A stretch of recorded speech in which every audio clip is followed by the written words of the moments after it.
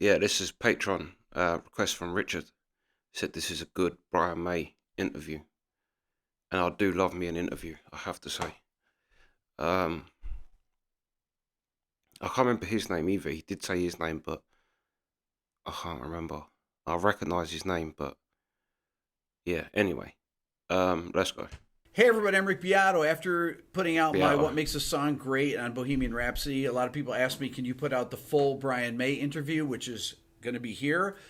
But just to let you know, this is on my second channel, Rick Beato 2, so make sure that you hit the subscribe button here. I'm putting longer form content and different kinds of things on here, so don't forget to subscribe.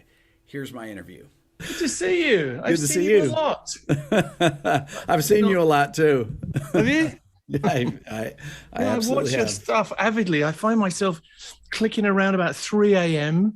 and I think, oh, there's Rick. I just have a quick look at what he's doing. And like an hour later, I'm still trawling through your stuff. Well, I'm honored. It's great.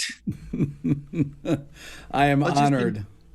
Oh no, you're amazing. You're scarily good. You're just, I love the insights and I love the playing and the sound, everything. It's just amazing. You have been doing a lot of, since COVID started happening, you've been posting. You're on Instagram, doing a lot of social media. I think it's fantastic.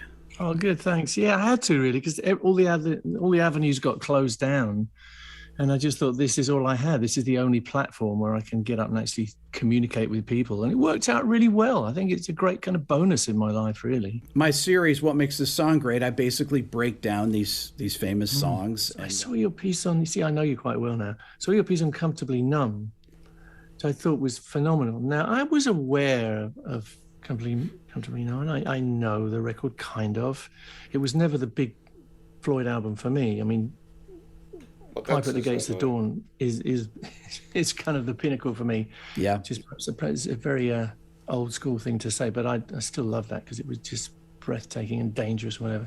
But what I'm trying to say is I was aware of it, but I wasn't aware of it. And listening to your analysis, I became much, much more aware of what was going on in that song and much more appreciative of it. Now, that's rare. Normally you listen to a music critic, and they tend to kind of spoil your enjoyment because they go, oh yeah, this was taken from here and the guy's being this out of tune and whatever. You don't do that. You say, well, you know what's in here? Lift up this little corner here. Look what's under here. I love that. So you've interpreted Comfortably Numb to me and made it grow in my estimation and in my life. It's become part of my life. And so thank you for that. There's a lot of good stuff you're doing. You're very welcome. I appreciate that. And I've been wanting to do Bohemian Rhapsody because so many people have requested it over the last 3 years. It's the most complex song of any song that I honestly can think of. It's the most complex rock song that's ever been written. If you look at the harmonic structure, the chord progressions, the overdubbing of the vocals, the vocal layering, all the different guitar parts, the sounds. I mean, everything about the song, the tempo changes. I want to go back to the recording. It was a long time ago, 1975, but the things that you can remember from being in the studio then. For example, I've watched interviews where you talk about you sitting in the control room. Well, the other three were actually doing the rhythm track. Yeah, which is a frequent event. Our backing tracks were either guitar, bass, and drums or piano, bass, and drums. And in this case, it's piano, bass, and drums. Yeah, so everything I had to do was going to be after. So I got to be kind of deputy producer or associate producer or something, yeah. Okay, so how much did you rehearse the song? Oh, no, we didn't. I don't think we rehearsed it at all. Well, there's a kind of rehearse and record situation in the studio. Generally, we went in there with ideas and we'd start playing around. But in the case of John and Freddie and Roger, they would pick things up very quickly. They would sort of throw things at each other and very quickly they'd be very much in sync. You've probably listened to the backing track on its own and it's immaculate, isn't it? There's no click. I mean, Freddie himself was like a metronome, but a metronome with a lot of balls. It had a bite to it, the way Freddie hit that piano. So he was incredible to play with. On the occasions when I'm doing the backing track with him, it's astounding. But Roger would instantly lock in, and Deaky had an amazing knack for just finding the right pocket, the right place to be. And so, no, it wasn't really, does. it was like, Freddie would play it. In the case of this, I remember him playing it down in pieces, like this is this piece and this is this piece. And we're like, okay. And then, well, let's try this piece. And he played a bit, and then Roger would join in, Deaky would join in, I'd be in the control room. And pretty quickly it would come together. So if that counts as rehearsal, that's it, I suppose. And generally the whoever was manning the tape machine would be running the whole time, just in case something good happened. And generally by the time they'd run it 3 or 4 or 5 times, they'd have the one. And in those days we didn't do edits on multi-tracks, really. Occasionally, very, very occasionally, we tried an edit on multi-track, but generally we wanted the good take, and we'd do it until the take was good. Much later on, we went and worked with Mac in Munich, and he said, "Oh, it's no problem. You can just drop in," and we used to drop in all 24 tracks at once, which is like at the time seemed hair-raising, but he just went, "It's fine." And so that was a way of hastening the process. So you didn't have to do the whole take right. You could, if it messed up at one point, say, "Okay, we'll just drop in here, drop everything in," and it did work. But in these days, no, we just did whole takes. Okay, so I just have to go back to the original tracking with the 3, with the piano, bass, and drums. Freddie's time is so good. It's not just good, it is phenomenal. The performance, the dynamics. Can you talk about dynamics and about how you guys played so dynamically on that track? And in general, you were incredibly dynamic band. Did you guys talk about that a lot? I guess we talked about performance in the studio, yeah, because the trick, as we saw it, was to get yourself in the space where you actually felt you were live. So it wasn't, this is another take. It was, I am on stage, this is it. This is the only chance I get. So you always catch yourself in the act of being spontaneous or being a one-off. That was our sort of philosophy. And it applied to backing tracks, but also to overdubs. Because if you're sitting there doing an overdub and sort of waiting, and then you do it, it's never going to sound right. But if you're kind of playing along and you imagine that you're on stage at Madison Square Garden or whatever, it's going to feel right and it's going to sound right. You're not going to have to try to sync. You're just going to be in it with your body and your soul. So I think that's the way, that was the philosophy. Yeah, we talked about a live performance in the studio rather than a studio performance. Did you ever think when you were recording songs? But I think that's something that music misses now. Because I think when you record like that, it gives it a human touch. I think music today, even bands, maybe like you'll get a band's first album where they actually sound like a band, but then the second album is always just so overproduced and it's so clean, and it feels like you might as well have just got a guitar sound on a computer or a drum sound on a computer and just made the track like that, like just made it on a computer. But I think that's definitely something that why old music I think is better, is because it was done like live. It's more like where you would have bands just actually play the song in the studio, and that would be the recording. And yeah. But I think that what he's saying there is like a big reason why music is just rubbish today. Songs like this. I mean, you have so many huge hit songs, but did you ever think that, 40, 50 years from now, people will be listening to this, that you'll be, I mean, you guys are massively big to kids. My kids are 14, 12, and 8. They know all your songs. I mean, it's unbelievable. That's wonderful. That's really great. That makes me feel very, very lucky and happy. Yeah, it's great. It's nice that the music does cross the generational boundaries, and I think we're very fortunate. And if you're going to ask me why, I ain't going to be able to answer. I don't, because people do. They say, well, how come, it works for new kids and old kids? I think it's just because we spoke about normal things. I mean, Bohemian Rhapsody is probably not a good example because it's a pretty unusual situation. But no. But by and large, I'm sorry, Brian, but I disagree with you. I think the reason why Queen and why certain bands do that. Like, and I think that that is the real standing test of time. If in 20 years people are still playing your music, if in 30, 40, 50 years they're still playing your music, then your music was good. And there's very few artists that get that. Because, and then you take today again, I'll compare it to today, where all music is just throwaway. Each hit sounds like the next hit. Like if someone has something that goes to number one, then everybody's got to have a track that. If someone puts a kazoo in a song and it goes to number one, for the next year you're just gonna hear kazoos in songs because it worked out once and then people just beat it to death. Whereas, yeah, I think personally with Queen, it's because take I Want to Break Free. It's wrote about a specific thing, women's lib movement,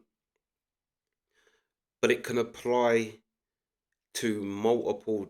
It isn't so specific to the subject that it's only the people, like, it's not a woman's lib song. I've said it before. Like, I want to break free is a perfect example because it's wrote about something specific. It's wrote about something, a group thing that not everybody relates to, but the song itself becomes something universal because of the choice of words, the choice of making it a more universal thing. And like I said, you can say it's about the women's lib movement, which it is, but then you can also say that when I said before, if you're stuck on a building site, it's Friday, you're stuck on a building site, you're meant to leave at 5, it's getting on for like 6:30, 7, you're still there having to finish off the day's work. Everyone's starting to get the ump, and then I Want to Break Free comes on the radio. People on that building site, men that have nothing to do with the, in fact, you can almost argue the complete opposite. A bunch of lads and men on a building site hearing that song instantly relate to it because they want to break free, and they can all start singing it. And Don't Stop Me Now, just all them sort of things is. And I disagree with Bohemian Rhapsody too because I think Mama just killed a man. People like that sort of thing. Look at why that's why hip hop's so big. People like the violence, even though it's violence not quite like in hip hop, but it gives people that same rush. Um, but then he says, "I am a poor boy from a poor family." Well, guess what? There's a hell of a lot more poor boys from poor families than there are rich boys from rich families. So you're gonna have a hell of a lot more people relate to it than if Queen had sung, "I am a rich boy from a rich family." People, especially in this country, where the working class is people are proud to be working class, and you throw in the poor boy again. I'll use Tupac's thing. Tupac's. They ever said you ever worry that your fame will dry up? And Tupac said no. He said because I write songs for poor people, and I wrote for the poor. I write songs for the lower classes, and there's always going to be more poor people than rich. So people are always going to relate to me, and it's true. Again, he's another person that even years later, his songs are still played. Children are getting into his music. It's a universal. Anyway, sorry, Brian. Sorry, Brian, to interrupt you, but I had to. Yeah. We're talking about I Want to Break Free, I Want It All, stuff like that. It's the hopes and dreams of every man. It's not like rock star talk. And Bohemian Rhapsody isn't rock star talk either. It's about a character in fantasy, I would say. It's projected on a fictional character. And of course, who knows exactly what's in Freddie's mind, but he's managed to kind of distance himself from what he's saying enough to be able to paint that picture. Answering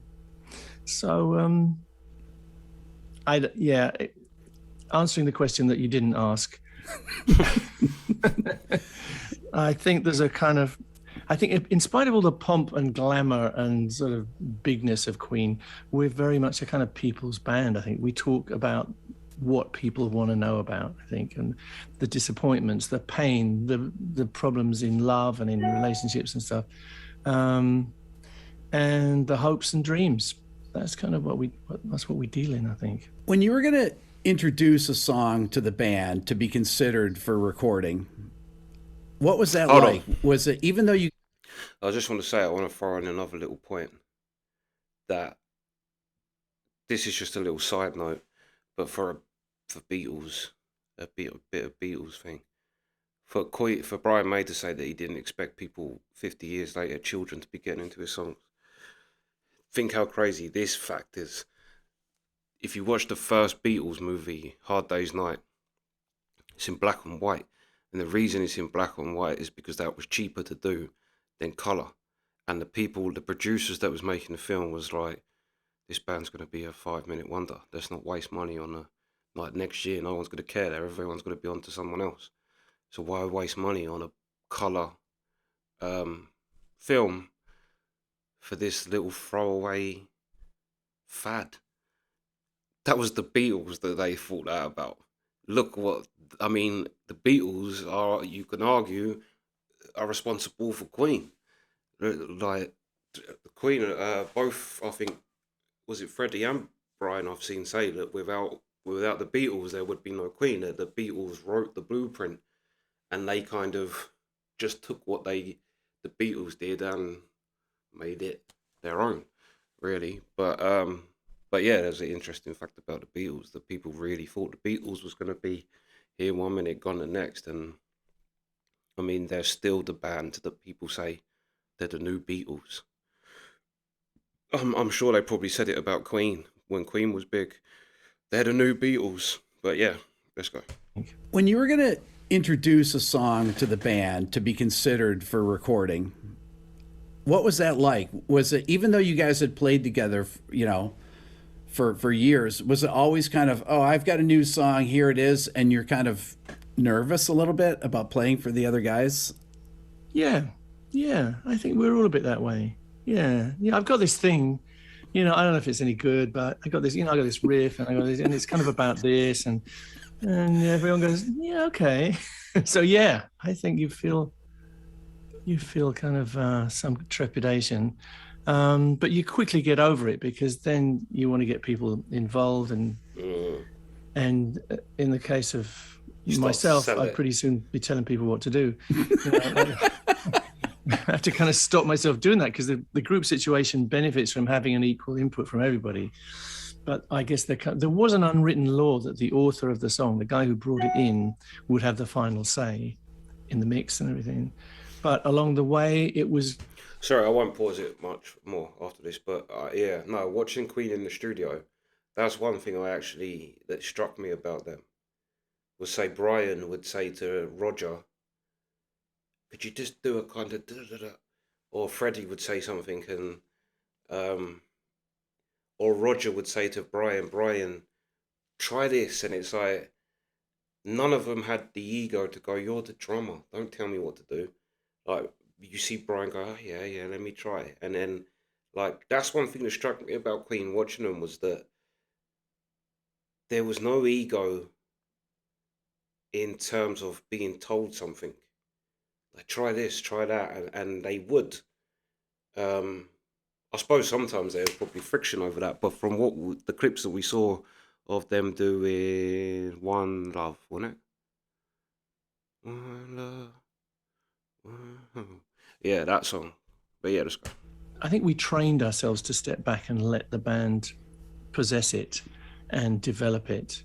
And I think everything benefited from that. We were a powerful interactive force with each other, very critical with each other, quite horrible with each other sometimes. Like, you can't do that, it's naff, it's crap, you can't do that, you know. Yeah, I can, you know, and well, you're doing this, you know, that's why it isn't working, you know. It's very, but then you come to the point where, okay, this seems to work, this is good. So Brian, you hear songs your entire life like Bohemian Rhapsody, but there was a time when it didn't exist, okay? And you actually have to go in, you write the songs, and then actually record all the parts, mix it, right? And in this case, there were all the bouncing, which I want to talk about in a second, about bouncing vocals and things. But you're tracking, you're there in the control room with Roy, I imagine. You guys are sitting there, and these guys are playing the takedown. Crucially, Mike Stone as well, yeah. Yeah, and you're like, okay, that was pretty good. After they've done this unbelievable rhythm track, I mean, did you realize that? Okay, that was amazing, or was it kind of like, yeah, that was great. I think we can work with that. Yeah, I think a bit of all of that. Yeah, because partly you're in it, and it's a kind of little industry, but partly it is exciting. It's wonderful to hear stuff developing and to be a part of it. So yeah, I think we were always excited. Actually, yeah, it's like, yeah, will that do? Yeah, I think that'll do. No, that's great. You know, we'll have that. And why don't we try this? It was a lovely sort of continual updating process and chucking things in to see if they work.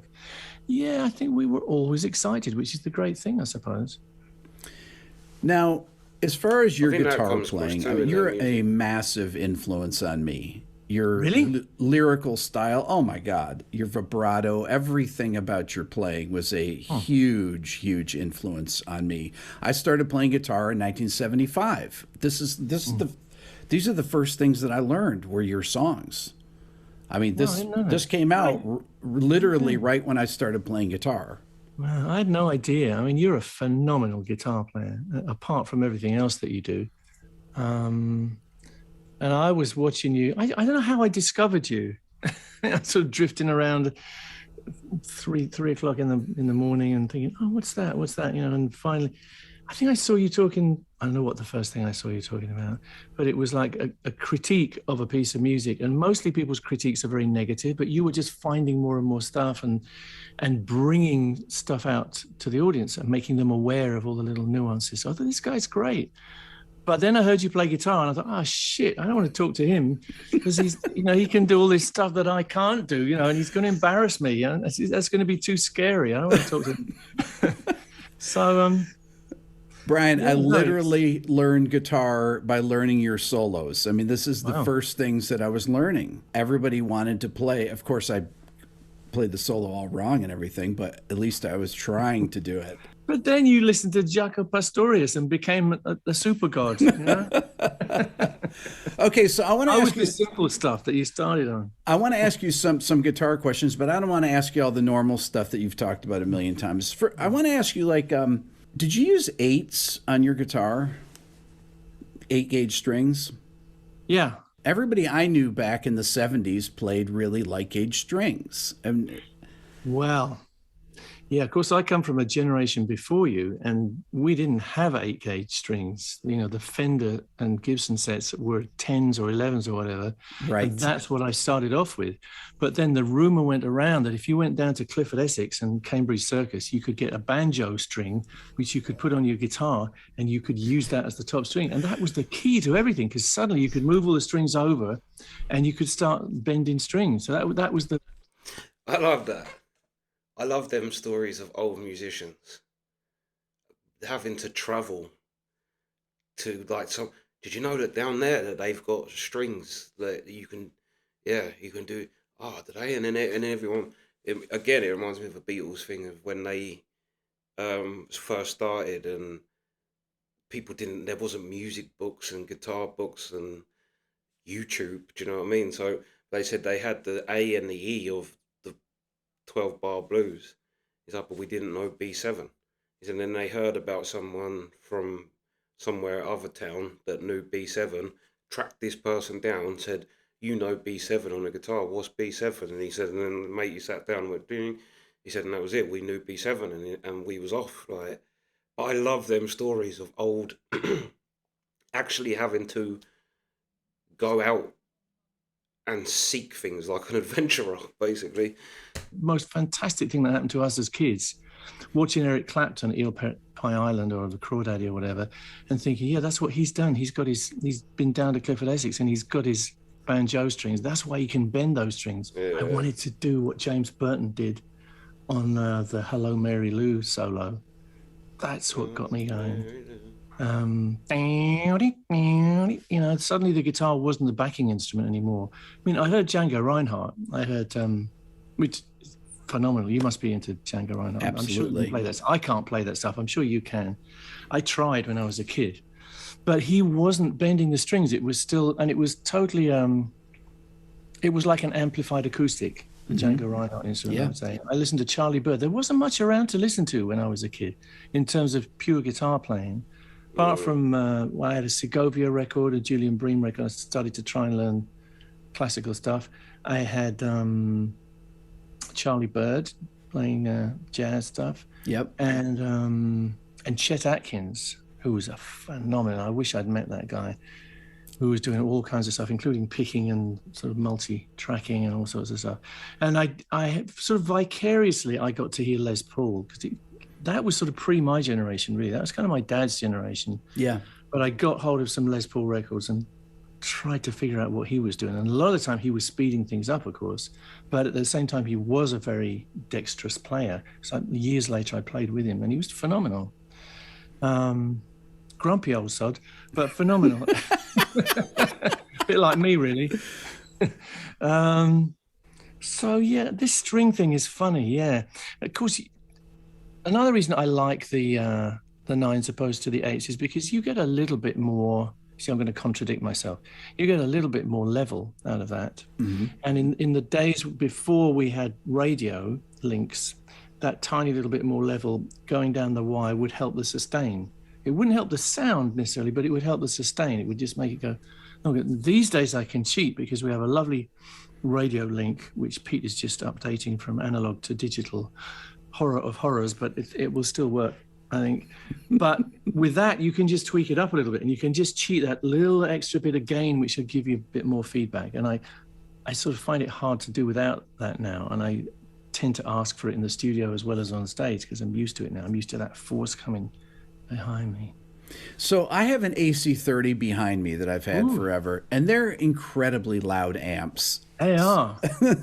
Strangely enough, I have one right here.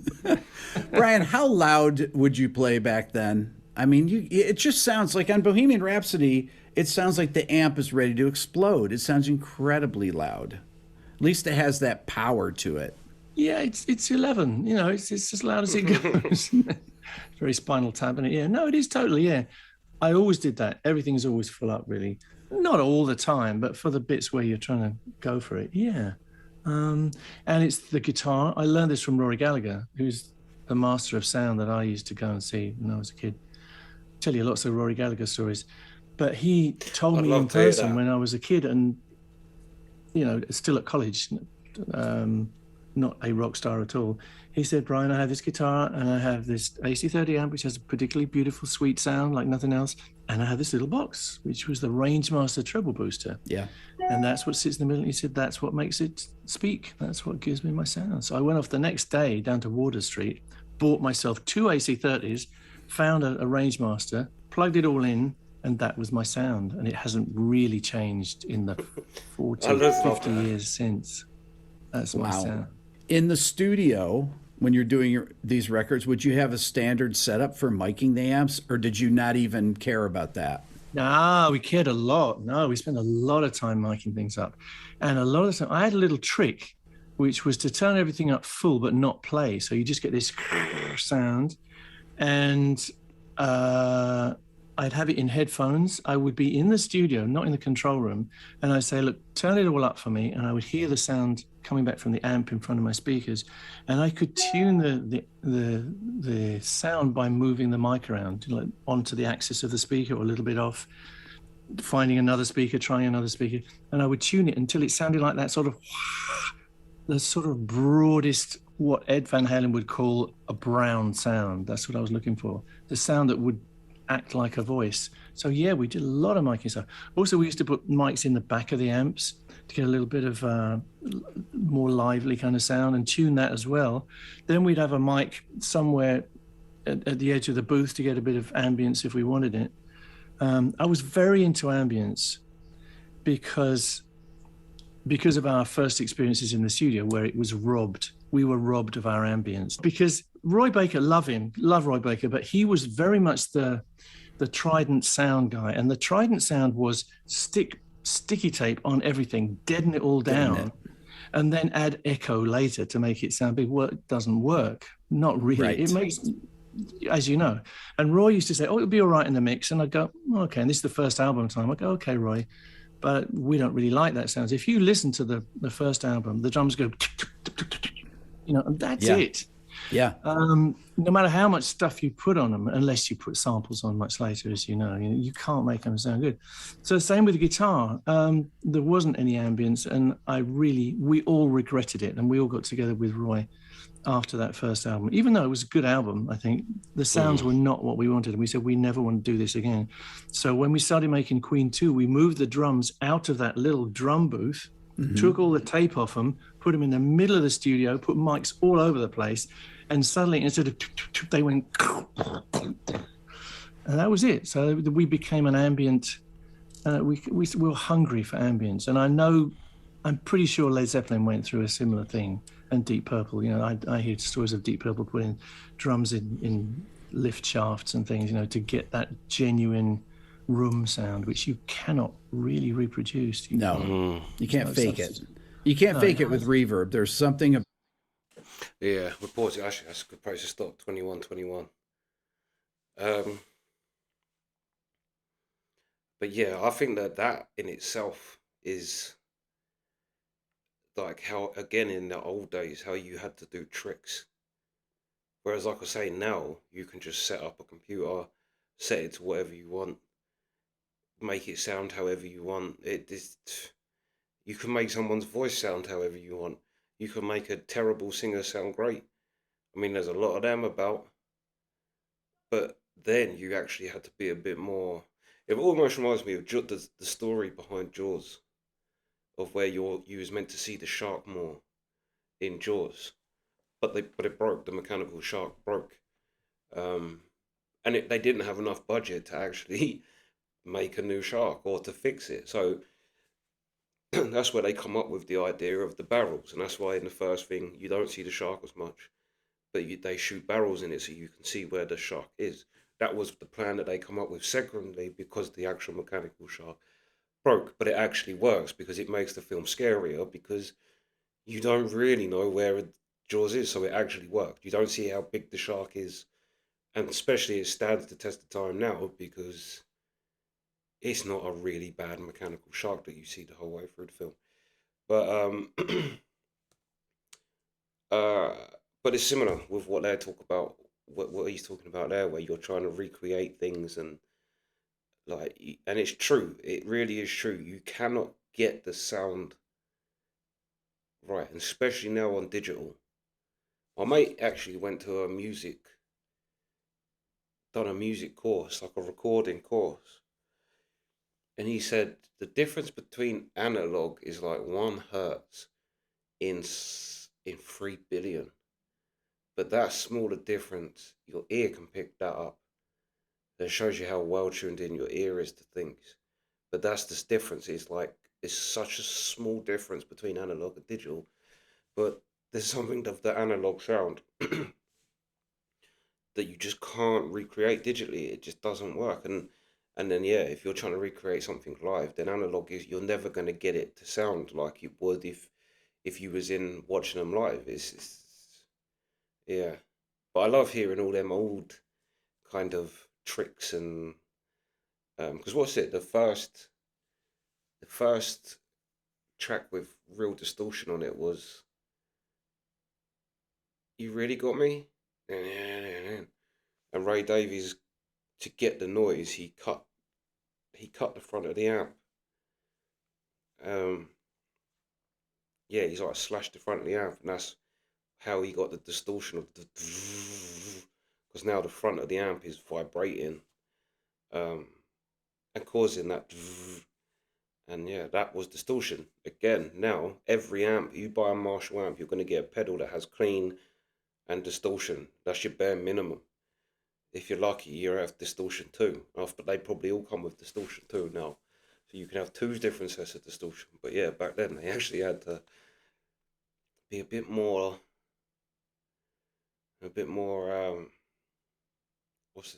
use a bit more ingenuity, is that the word?